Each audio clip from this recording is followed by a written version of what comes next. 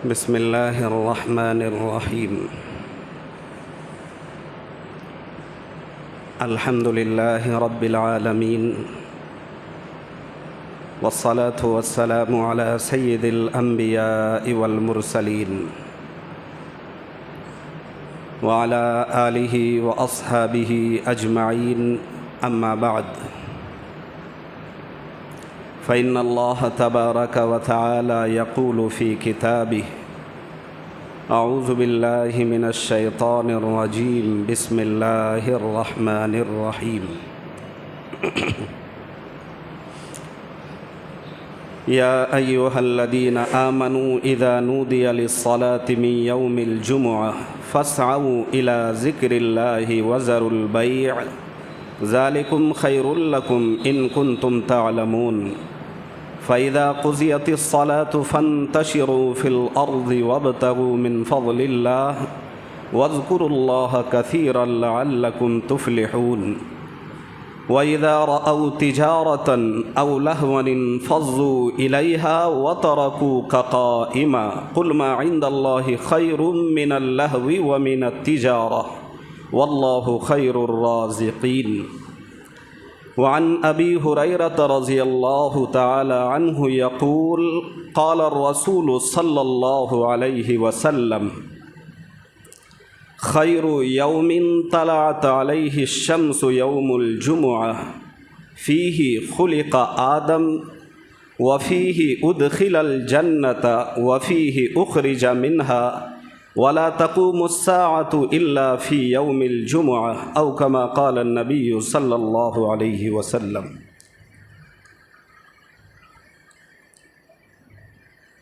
जुमअतुल मुबारक के खुतबे के अनवान के हवाले से कुरान मुक़द्दस की सूरतुल जुमुअह की आखिरी आयात की मैंने तिलावत की है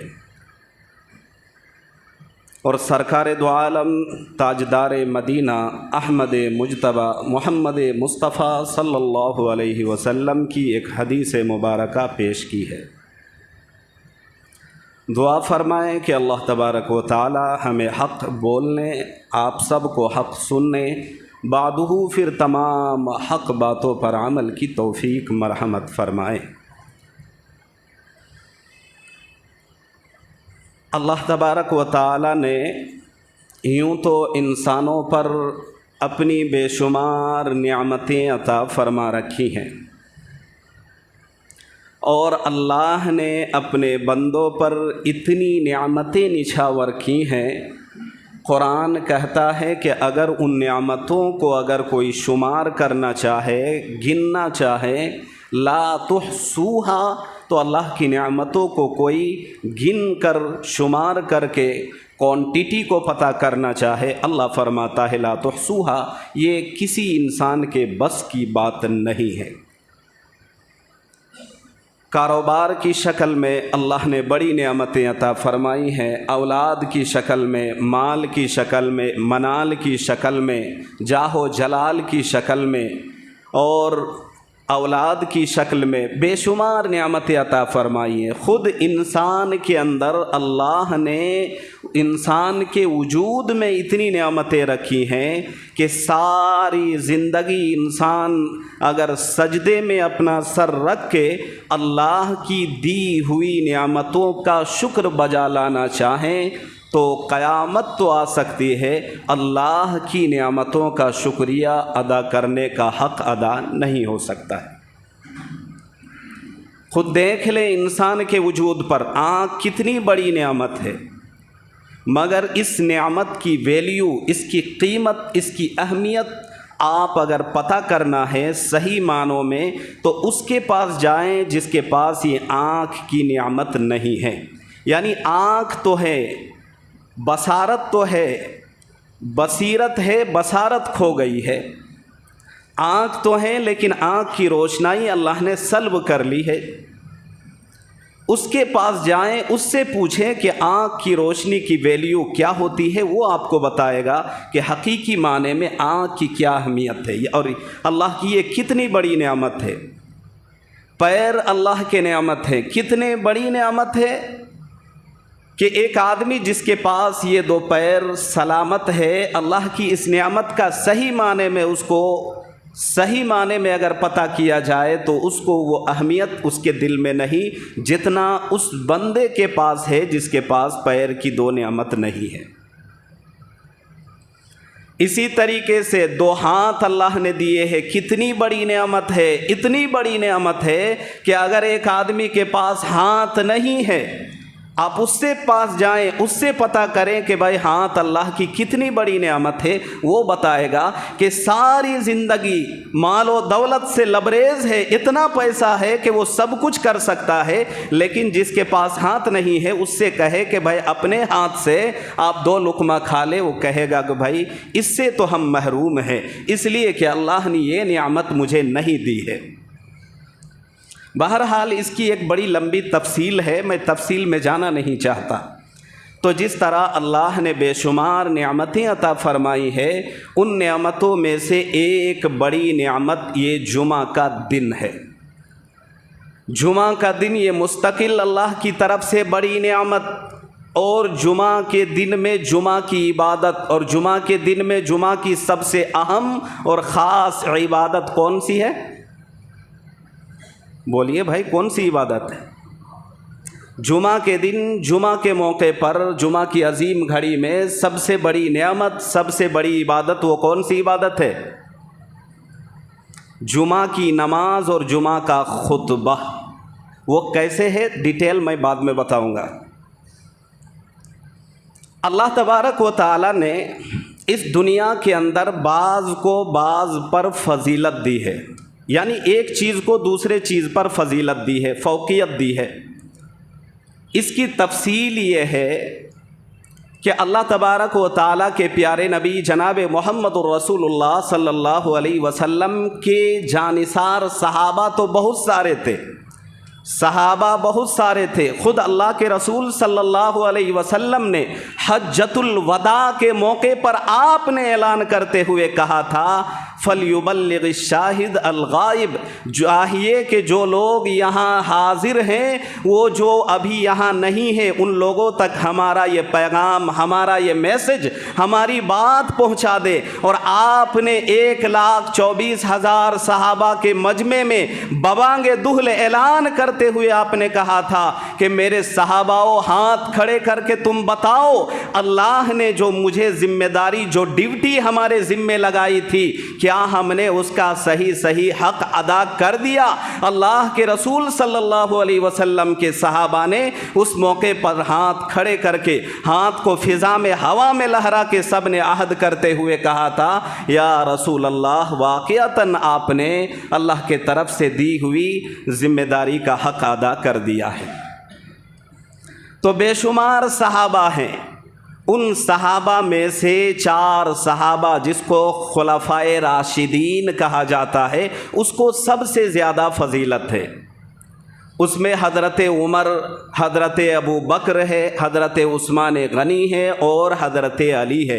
ये 4 सहाबा को तमाम सहाबा पर फजीलत है, लेकिन इन चारों में से सबसे ज़्यादा जिसकी फ़जीलत अल्लाह के नबी जनाब मोहम्मदुर रसूलुल्लाह सल्लल्लाहु अलैहि वसल्लम ने बतलाई है, हदीस में बयान फरमाई है।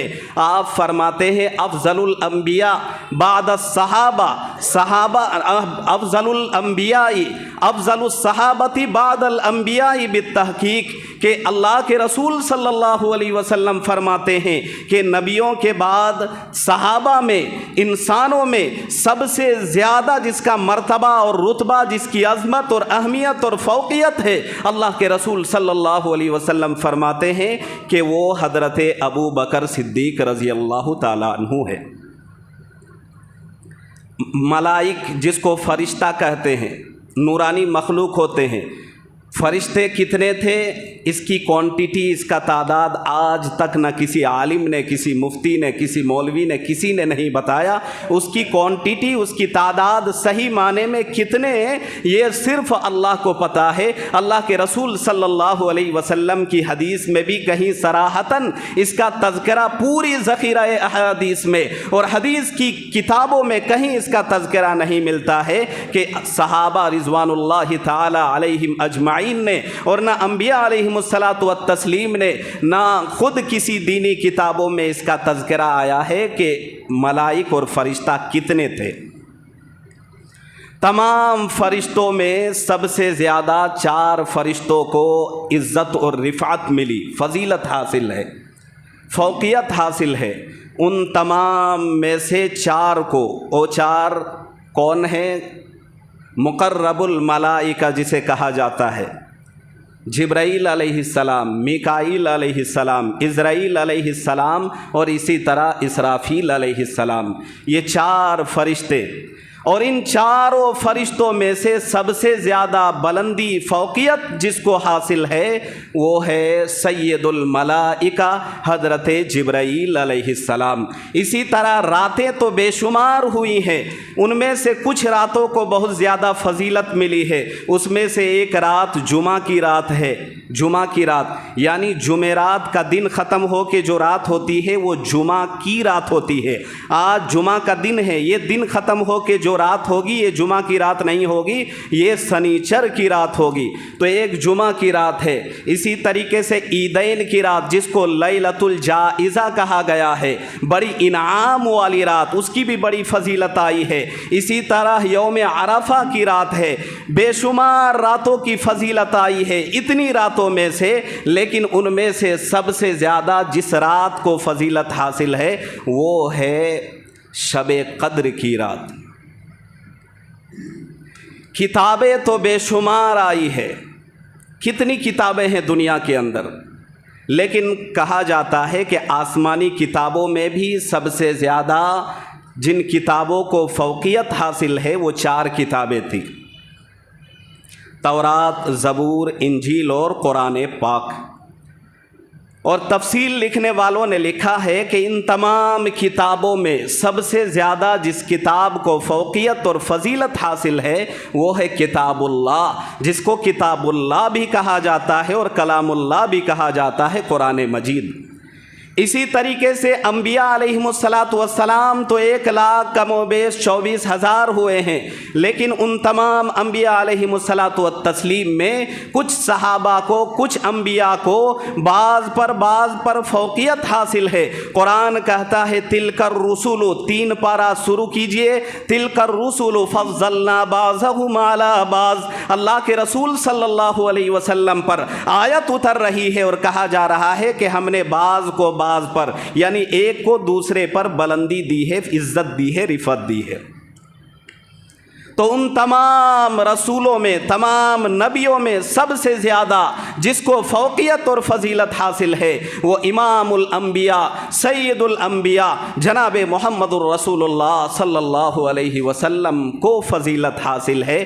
ठीक इसी तरह दिन तो बहुत हुए हैं, लेकिन उन तमाम दिनों में हफ्ते में कितने दिन बनते हैं?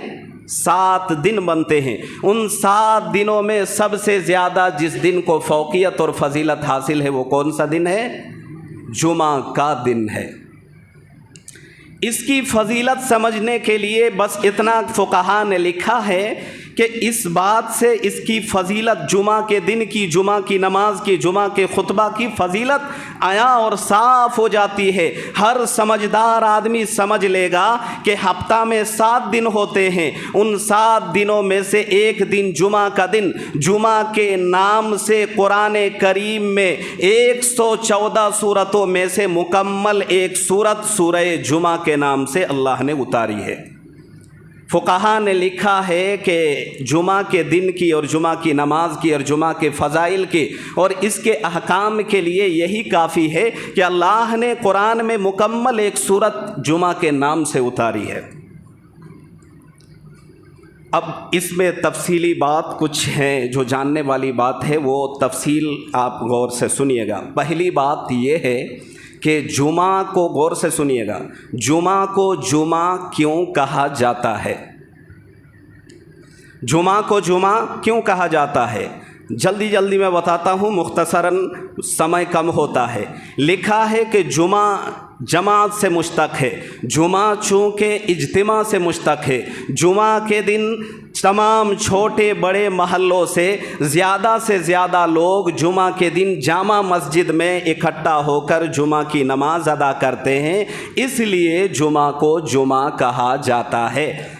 उलमा ने लिखा है कि एक महल्ले में अगर एक गांव में एक बस्ती में 10 मस्जिदें हैं, उनमें से सबसे बड़ी मस्जिद जो जामा मस्जिद होती है, ये अपनी तरफ से नहीं, फुकहा ने ये बात लिखी है कि एक बस्ती में अगर 10 मस्जिदें हैं, उन 10 मस्जिदों में से सबसे बड़ी मस्जिद जो जामा मस्जिद कहलाती है, जुमा के दिन जामा मस्जिद में, बड़ी मस्जिद में जाकर नमाज अदा करना ये मुस्तहब, और मस्जिदों के मुकाबले में जुमा के दिन जामा मस्जिद में पढ़ना ये मुस्तहब और अफजल है।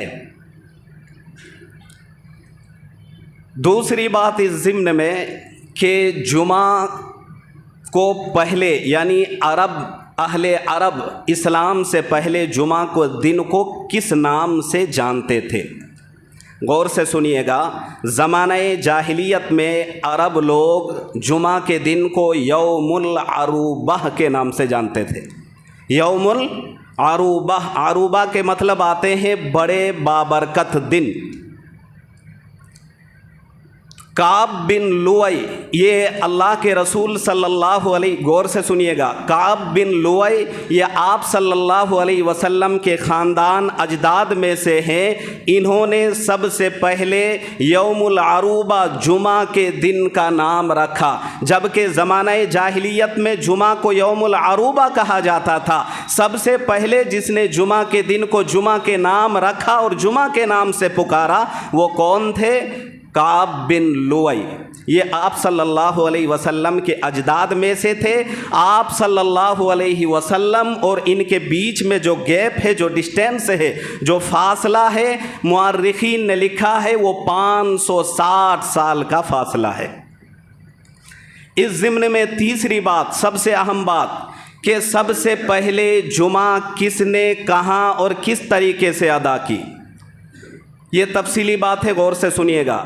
अल्लाह के रसूल सल्लल्लाहु अलैहि वसल्लम के मदीना मुनव्वरा से हिजरत करने से पहले, मदीना मुनव्वरा हिजरत करने से पहले की बात है कि यहूदी लोग सारे जमा होते थे हफ्ता के दिन। हफ्ता के दिन बोले तो शनिचर के दिन, और वो लोग जमा होकर इबादत करते थे। तो तमाम लोग असद बिन ज़ुरारा के यहाँ जमा हुए और जमा होकर सब ने ये मशवरा किया कि भाई काम करते हैं कि यहूदी लोग भी एक दिन अपने लिए ख़ास कर लिए हैं इबादत के लिए, एक दिन वो जमा होते हैं और इबादत करते हैं। नसारा लोग भी अपने लिए एक दिन मुतय्यन कर लिए हैं, लिहाजा हमको भी चाहिए कि हफ्ता में एक दिन हम भी जमा हो जाया करें और अल्लाह को याद किया करें, अल्लाह की इबादत किया करें। तो तमाम लोग जमा हुए। किताबों में लिखा हुआ है कि जुमा से पहले बकरी ज़िबा की गई, पकाई गई, पकाने के बाद सब ने पेट भर के शिकमशेर होकर खाया और जुमा के मौके पर उन सब ने मिलकर जुमा की नमाज अदा की। ये जुमा की पहली नमाज थी जो मदीनतुल मुनव्वरा के हिजरत से पहले की बात है, और ये नमाज जिन्होंने पढ़ाई उनका नाम साद असद बिन ज़ुरारा।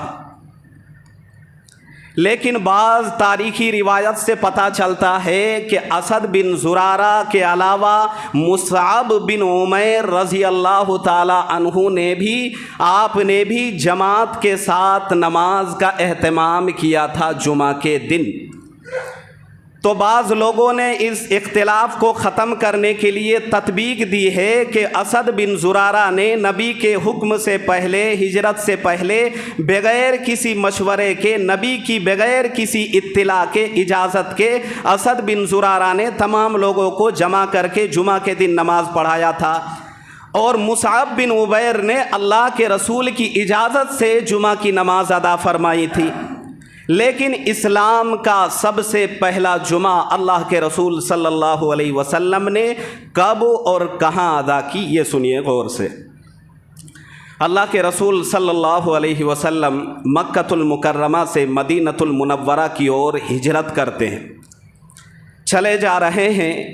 लिखा हुआ है तफसीर की झैल में कि मदीना से 3 किलोमीटर के फासले पर अम्र बिन औफ जो कबीला है वहाँ उस बस्ती में, बस्ती का नाम कुबा है।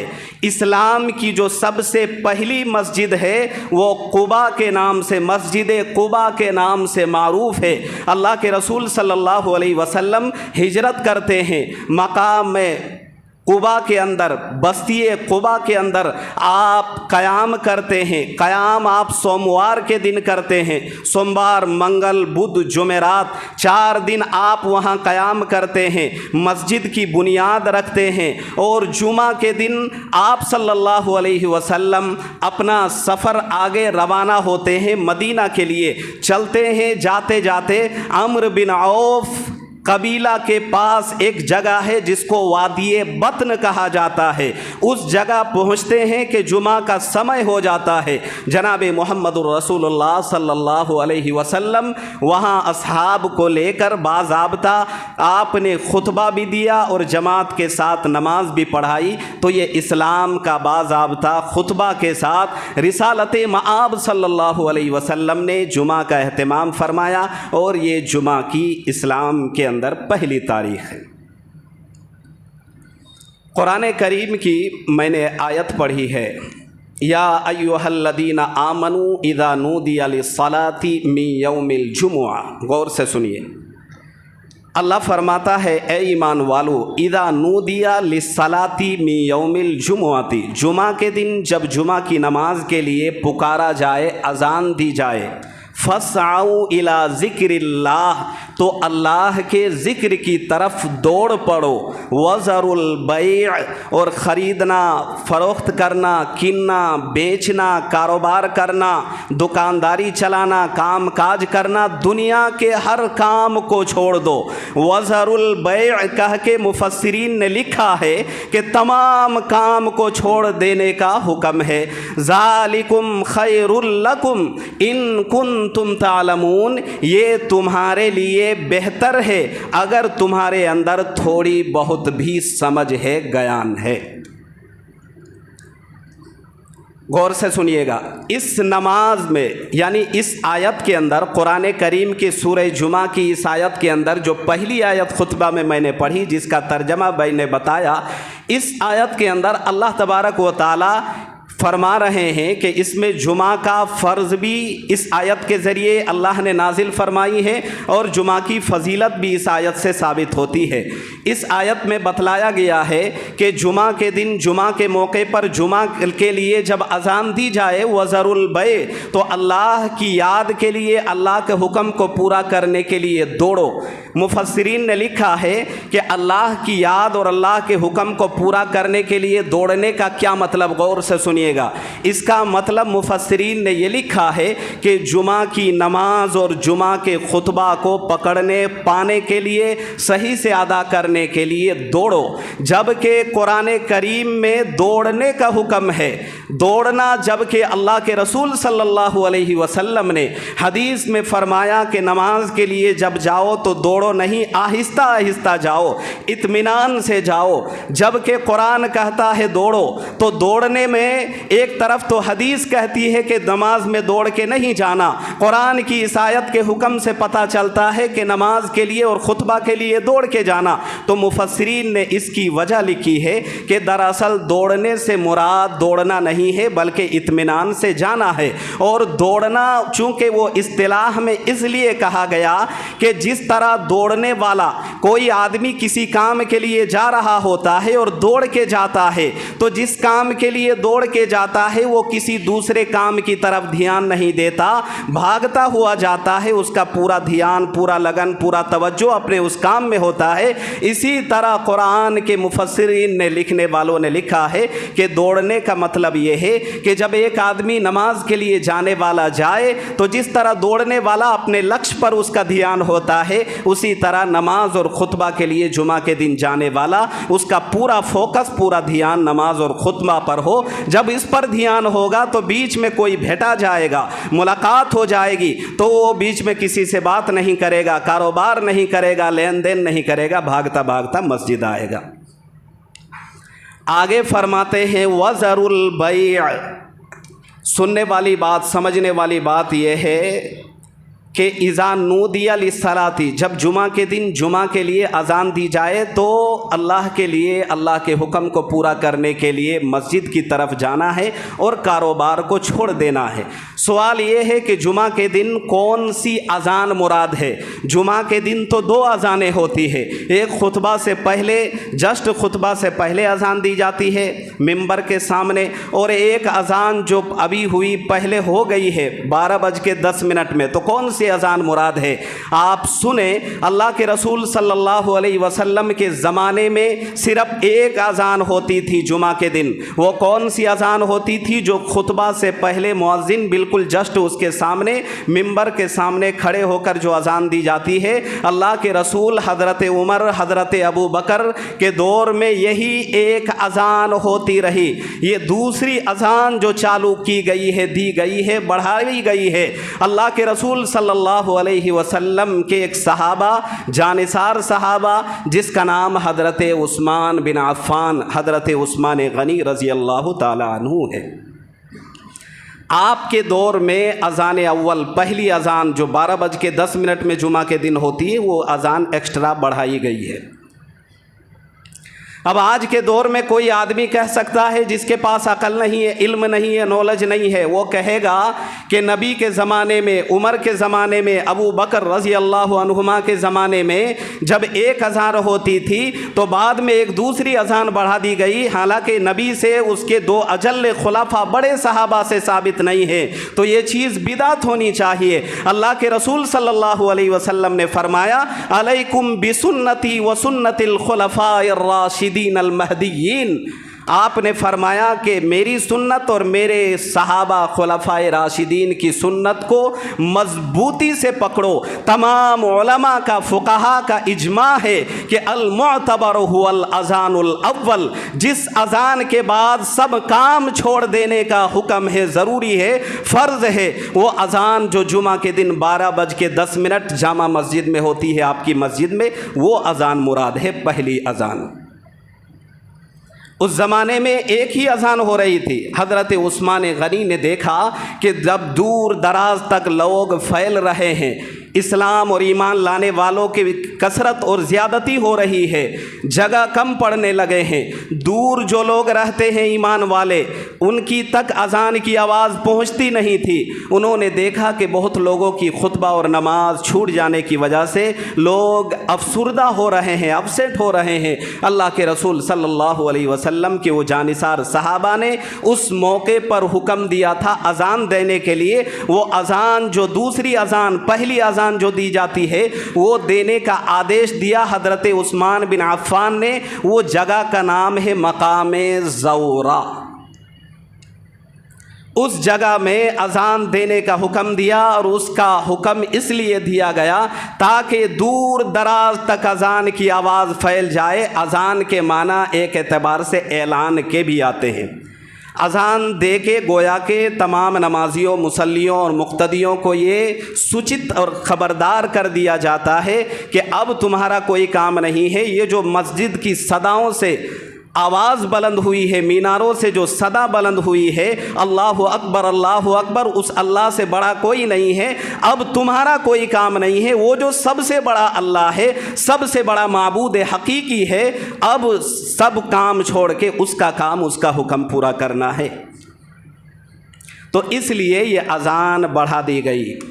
सवाल ये है कि कुरान कहता है वज़रुल बै, शिरा, ख़रीदो फ़रोख्त, कारोबार सबको छोड़ देना है।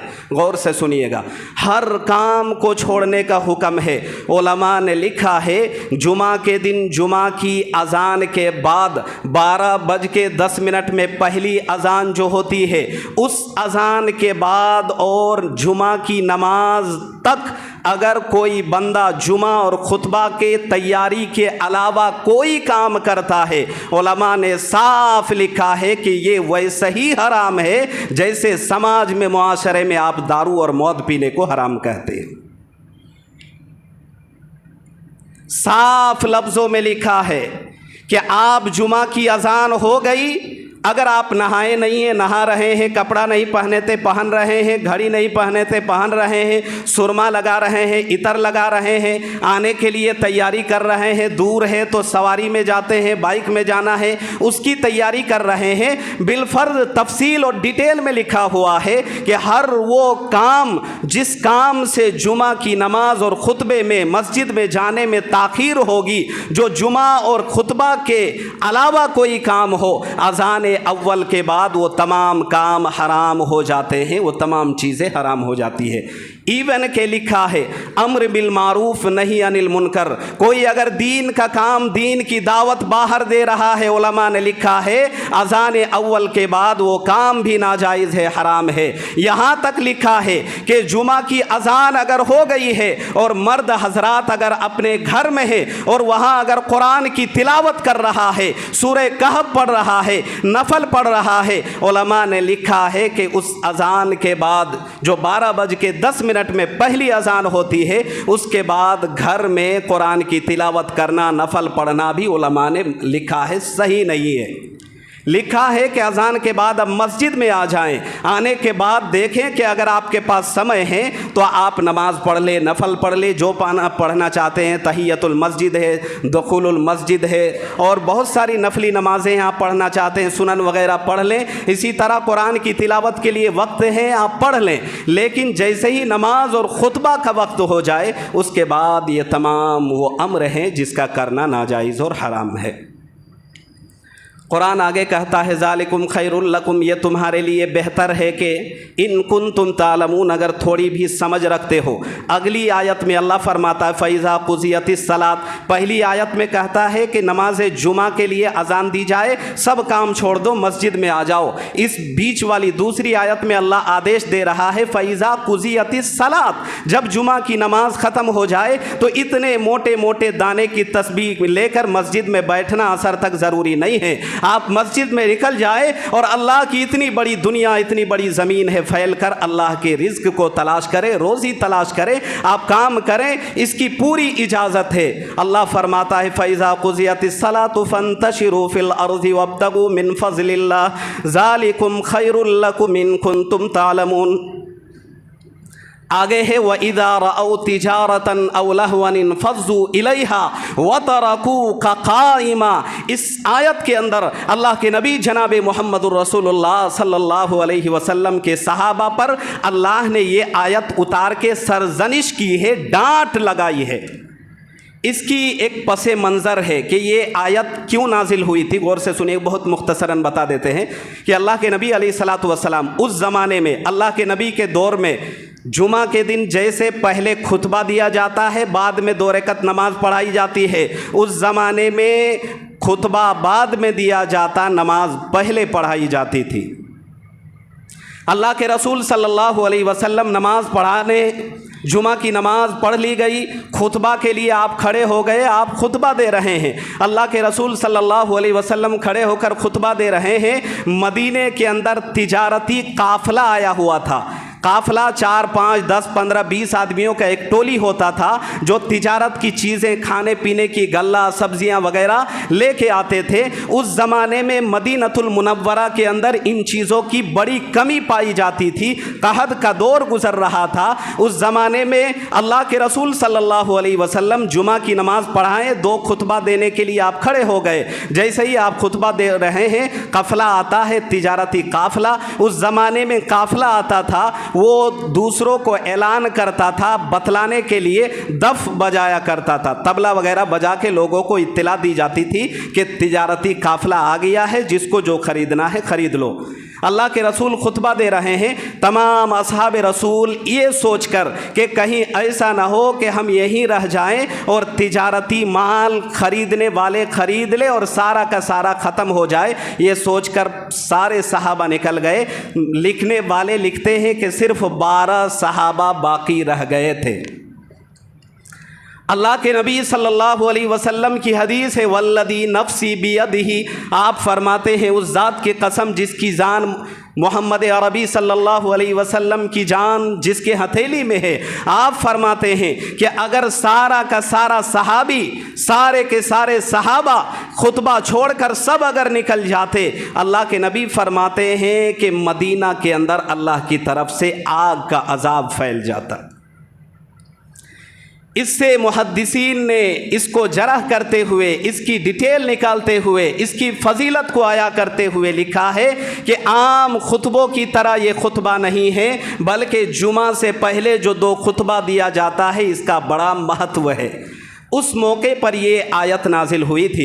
अल्लाह के रसूल सल्लल्लाहु अलैहि वसल्लम के ज़माने में खुतबा हो रहे थे। उस मौके पर जब सारे सहाबा 12 सहाबाओं को छोड़कर साले चले गए थे, तब ये आयत नाजिल हुई थी। अल्लाह फरमाते हैं व इज़ा रअव तिजारतन अव लहवन फज़्ज़ू इलैहा व तरकूका क़ाइमा, कि तुम लोग ये जो तिजारत और लहव की चीज़ों के लिए सारे चले गए, फैल गए, इन फज़्ज़ू इलैहा व तरकूका क़ाइमा, अल्लाह के रसूल सल्लल्लाहु अलैहि वसल्लम को उसकी हालत में खड़े हुए छोड़कर तुम सारे चले गए। अल्लाह फरमाता है कुल, ऐ नबी आप सबको बता दीजिए, खैरुम मिनल लहवी व मिनत तिजारा, ये लहव, ये तिजारत, ये तमाम चीज़ों से ज़्यादा बेहतर वो चीज़ें हैं जो चीज़ों के बारे में अल्लाह के नबी सल्लल्लाहु अलैहि वसल्लम तुम्हें बतला रहे हैं।